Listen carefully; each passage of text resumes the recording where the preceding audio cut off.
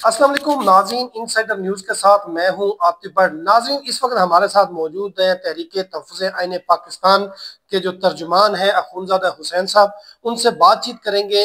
آج چھٹی کا روز ہے، یہ پارلیمنٹ اوپن ہے، یہ ہماری بھی سمجھ سے بالاتر ہے کہ بہت زیادہ عوامی مفاد کا معاملہ ہے جو پارلیمنٹیرین جو ہیں وہ چھٹی کے روز بھی پارلیمنٹ لگا کر بیٹھے ہوئے ہیں۔ دیکھیں جی، یہ ہماری 25 کروڑ عوام کی بدبختی اس کو سمجھے، بدقسمتی اس کو سمجھے کہ ایک ایسی کالی ترمیم جو تاریخ کی متنازع ترین ترمیم ہے، وہ چوروں کی طرح لائی گئی، چوروں کی طرح پارلیمنٹ میں لائی گئی، اور آج چھٹی کے دن ان کا ارادہ ہے کہ سینٹ میں اس کو ٹیبل کرے، اور ایسی ترمیم جو اسپیسیفک شخصیات کے اوپر مبنی ہے۔ دیکھیں، آئین میں ترمیم کس لیے ہوتی ہے؟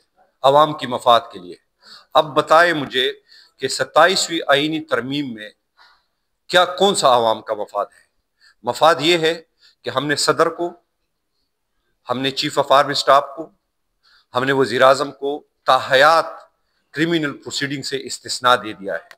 اگر یہ عوامی مفاد ہے، اگر یہ عوامی مفاد ہے کہ سپریم کورٹ آف پاکستان کو صرف ایک سمبولک ادارے کے طور پر ہم نے اب رکھ لیا ہے کہ جس میں صرف اپیل کورٹ کا وہ ہے کہ جہاں پہ کوئی کرمنل پروسیڈنگ کے لیے کوئی اپیل کر سکتا ہے، اس کے پیرالل ہم نے ایک اور متوازن نظام کھڑا کر دیا، اور جس میں پچھلے 26ویں آئینی ترمیم کی طرح جس طرح من پسند ججز کو بٹھایا گیا آئینی بینچ میں، اس طرح اب ججز کی عمر کی حد کو بڑھا کر سپریم کورٹ کے اس جو آئینی عدالت ہوگا اس میں بٹھایا جائے گا۔ یہ سب کچھ صرف ایک شخص کے خوف سے ہو رہا ہے جس کا نام ہے عمران خان، قیدی نمبر 804۔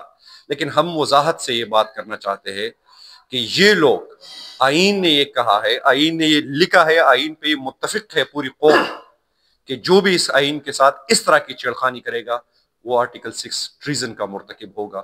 یہ سارے لوگ آرٹیکل 6 کے مرتکب ہو رہے ہیں اس وقت، اور ان کے اوپر غداری کا مقدمہ چلانا چاہیے۔ جو بھی اس میں انوالو ہے، جو بھی اس کو سپورٹ کر رہے ہیں، وہ سیاسی جماعت ہے یا پس پردہ غیر جمہوری قوتیں ہوں، سب کے اوپر ہمارا یہ مطالبہ ہوگا۔ اور ہم اسی لیے، کیونکہ عدالتیں اب مفلوج ہو گئی ہے، آپ لوگوں کو پتہ ہے کہ عمران خان کے کیسز میں کیا ہو رہا ہے، اس لیے ہم عوام کی عدالت میں جا رہے ہیں۔ ہم نے جلسوں کا اعلان بھی کیا ہے، ابھی ہم پریس کانفرنس یہاں پر میں ایک آپ سے سوال پوچھوں گا کہ جو آرٹیکل 6 لگانے کی آپ بات کر رہے ہیں، اب جن پر عمران خان تنقید کرتے ہیں ان کو قومی ہیروز قرار دے دیا گیا ہے، تو قومی ہیرو کے اوپر تنقید کرنے والا یا اس طرح، مجھے تو لگتا ہے کہ پہلے عمران خان پر آرٹیکل 6 نہ لگ جائے۔ نہیں، عمران خان کے اوپر تو ان کا بس چلتے تو عمران خان ابھی تک خدا نہ خواستہ کیا کچھ نہ ہوتا ان کے ساتھ، اور جتنا یہ کر سکتے تھے ہیومنلی پاسبل اس کے ساتھ سختیاں اور ظلم اور جبر، وہ تو انہوں نے کر کے دیکھ لیا۔ لیکن سلام ہے اس کے استقامت کو، سلام ہے اس کے جذبہ حریت کو، سلام ہے اس کے جذبہ جہاد کو، سلام ہے اس جو مزاحمت کو جو جیل سے بیٹھ کر رہا ہے، اور اس پورے نظام کو اس نے پاکستانی قوم کے سامنے بھی ننگا کر دیا ہے۔ اس پورے نظام کو ایکسپوز کر کے دیکھیں، ہمارے آرٹیکل 1 کیا کہتا ہے آئین کا، کہ حاکمیت اللہ کے پاس ہے، اور ہم اسی کو مانتے ہیں۔ اب اللہ کا جو نظام ہے وہ قرآن مجید کے تھرو ہمیں ملا ہے، نبی پاک صلی اللہ علیہ وسلم نے ہمیں دیا۔ اس قرآن میں یہ کہا گیا ہے اور بتایا گیا ہے ہم جیسے لوگوں کے لیے، آپ جیسے لوگوں کے لیے جو اس کے اوپر ایمان لائے ہیں، کہ خدا کے علاوہ ہم ہر بندے سے سوال پوچھ سکتے ہیں۔ اور سوال، اب یہ کون سا آئین ہے جو اس آرٹیکل 1 کی بھی نفی کر رہا ہے کہ آپ لوگوں کو اس طرح کے استثناء دے رہے ہیں؟ تو میرے خیال میں یہ ان کی سوچ ہوگی۔ اصل مجرم قوم کے یہ ہے جو یہ 27ویں ترمیم لے کے آئے ہیں، 26ویں ترمیم لے کے آئے ہیں، اور ہماری مزاحمت ان کے ان رویوں کے ذمہ جاری رہے۔ صدر آصف علی زرداری اور وزیر اعظم شہباز شریف کے خلاف کیسز چل رہے تھے ان کے یہ عہدہ سنبھالنے سے پہلے، تو اب جو تاحیات ان کو ریلیف مل رہا ہے آفٹر ان کی ایکسپائریشن جو ہوتی ہے، تو آپ اس کو کیسے دیکھتے ہیں؟ یہ تاحیات کچھ بھی کرتے نہیں، ان پر یہ کورٹ آف لا جو ہے ان پر لاگو نہیں ہوگا؟ میرے نظر میں یہ جو جال مکڑی وہ بناتی ہے نا، یہ اپنے ارد گرد وہ جال بنا رہے ہیں یہ لوگ جو یہ کر رہے ہیں، اور یہ خود انشاءاللہ اس میں پھنسیں گے۔ ان کا یہ خیال ہے کہ ہم طاقت کے زور پر، دیکھیں ان کے پاس ٹینکیں ہے، جہاز ہے، اور جو عام فورسز کے اندر جو ترمیم انہوں نے سجسٹ کی، یعنی اس سے ظالمانہ کوئی ترمیم ہو سکتی ہے۔ اب آپ فوج کو اپنے اندر لڑائیں گے؟ کیا ایئر فورس والے، کیا نیوی والے وہ لیسر سنز آف گاڈ ہے؟ کہ آپ نے یعنی یہ کس طرح کی ترمیم ہے کہ آپ ایک پاکستان کی آرمی کو جو بری فوج ہے ان کو طاقتور کر کے باقیوں کو ان کے نیچے لا رہے ہیں. وہ چین جب آپ اس طرح کے طاقت کے توازن کو بگاڑیں گے تو اس کے تو بڑے بھیانک نتائج نکلیں گے. تو یہ سراسر بدنیادتی کے اوپر ایک شخص کو جن کو انہوں نے 2 سال ناحق قید میں رکھا ہوا ہے اس کو مزید اس ترمیم کو آپ اس طرح سے دیکھیں کہ یہ ترمیم پنڈی، لاہور اور لاڑکانہ کی اپنی ناجائز جو اس وقت ہمارے اوپر ان کا اقتدار مسلط ہے اس کی طوالت کی ترمیم ہے. اس کا عوام کی مفاد سے کوئی لینا دینا نہیں. اپوزیشن روکنے کے لیے کیا حکمت عملی بنائی ہوئی ہے؟ اتنی بڑی اپوزیشن ہے قومی اسمبلی میں بھی سینٹ میں بھی، تو کوئی اس طرح کی کوئی جامع حکمت عملی کوئی اس طرح دیکھیں حکمت عملی آپ کو آگے نظر آئے گی. کل ہم نے 3 بجے پارلیمنٹ ہاؤس میں جوائنٹ میٹنگ بلائی ہے. نیشنل اسمبلی کے ہمارے اراکین اور سینٹ کے اس میں شریک ہوں گے اور خصوصی طور پر نامزد کردہ عمران خان کے نامزد کردہ اپوزیشن لیڈرز محمود خانہ چکزئی اور علامہ راجہ نصیر عباس صاحب بھی اس میں شریک ہوں گے. اس میں ہم متفقہ طور پر آپ کو لاہی عمل بھی دیں گے. دیکھیں ہم نے بسم اللہ کر کے آج ہی رات 8:30 بجے سے ہماری تحریک کا آغاز ہوا چاہتا ہے. کل چکزئی صاحب نے اور علامہ صاحب نے اس کا اعلان کیا ہے.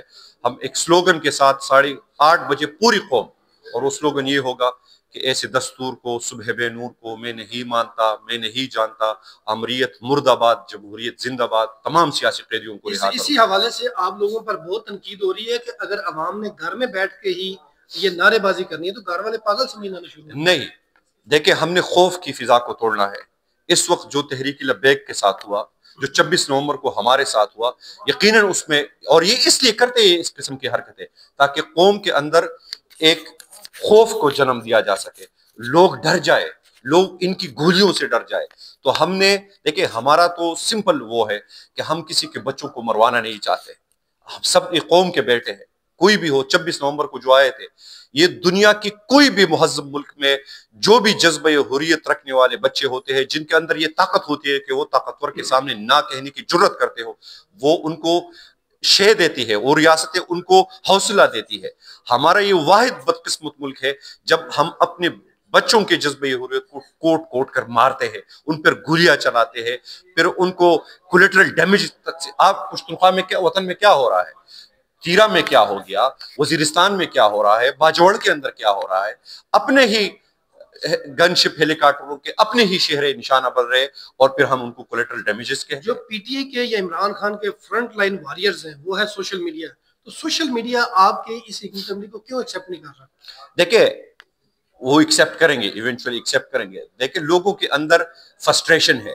یہ جو 2 سال جس طرح اس ملک کے ساتھ ہوا ہے، آپ کو پتا ہے، آپ باخبر صحافی ہے، لوگ ڈپریشن کے اندر چلے گئے ہیں. یہ اس ڈپریشن کی علامات ہے، اس فرسٹریشن کی علامات ہے. ہم نے اب بتدریج لوگوں کو اس ڈپریشن اور اس فرسٹریشن سے نکالنا ہے اور ان کی ان پازیٹیو انرجیز کو چینلائز کر کے ایک صحیح سمت میں ڈالنا ہے. اخونزادہ صاحب جس جگہ پہ ہم کھڑے ہیں اس وقت، اس کو کہتے ہیں دستور گلی. تو اس دستور گلی کو پھر کیا کرنا چاہیے؟ اب اس کی ضرورت ہے؟ میرے خیال میں تو نہیں ہے. اس لیے تو ہم نے دستور گلی میں اس جگہ کا انتخاب کیا ہے جب پاکستان میں مارشل لا لگا تھا، اور یہ کالا جو رنگ ہے جس پہ لکھا ہے کہ constitution abrogated martial law all over the country, تو آج بھی اس ملک میں مارشل لا ہی نافذ ہے. جس طرح عمران خان کہتے ہیں یہ عاصم لا ہے، ٹھیک ہے، یہ عاصم منیر کی لا ہے.